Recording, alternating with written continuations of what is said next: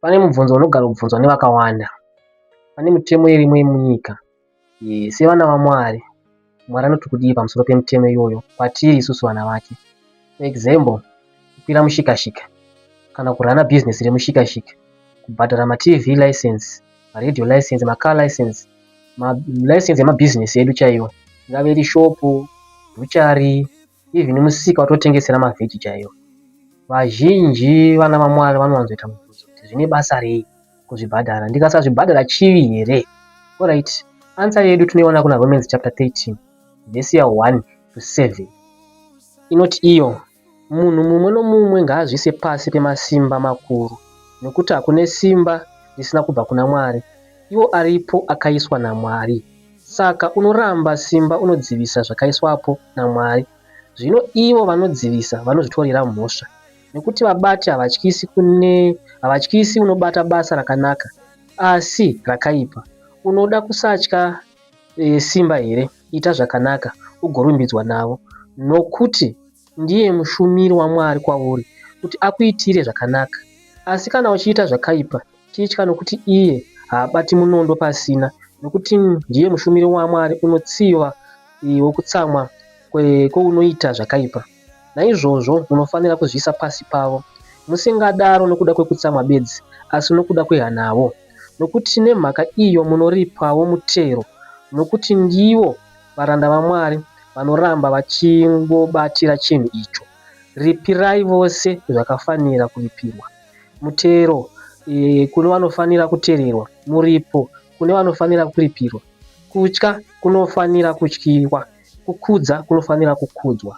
Saka zviri pachena vana vaMwari, shoko raMwari rinotiti ngatibhadhare mitero. Yes, vanhu ivava vanonzi vanotsivira kuipa kwatinenge taita.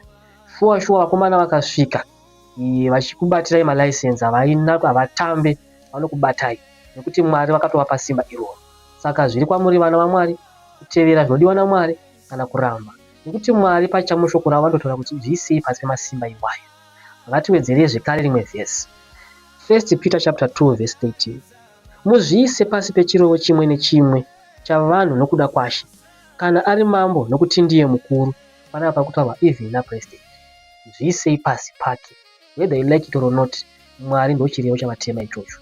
Vhesi ya 14, kana vari vabati nokuti vakatumwa naye kuti vatsive vanoita zvakaipa uye arumbidze vanoita zvakanaka.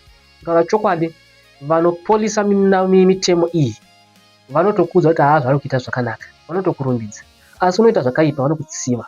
Kana polisi yosvika, kana kansoro yosvika, kana zimura yosvika, vakomana zvinenge zvisina kumira zvakanaka. Shoko raMwari riri kuti ngatizviise pasi pavo, tiripire mitero yavo. Vhesi ya 15 obva yati, nokuti ndiko kuda kwaMwari kuti nokuita kwenyu zvakanaka munyaradze kusaziva kwamapenzi. Savanhu vakasununguka, musingaiti kusununguka kwenyu kuti chive chifukidzo chezvakaipa, asi muve varanda vaMwari. Kudzai vanhu vose, idai hama dzose, ityai Mwari, kudzai mambo. Saka panapa zvinongotaura zvega pachena kuti tumwe miscellaneous twatinoita tutori tuzviri.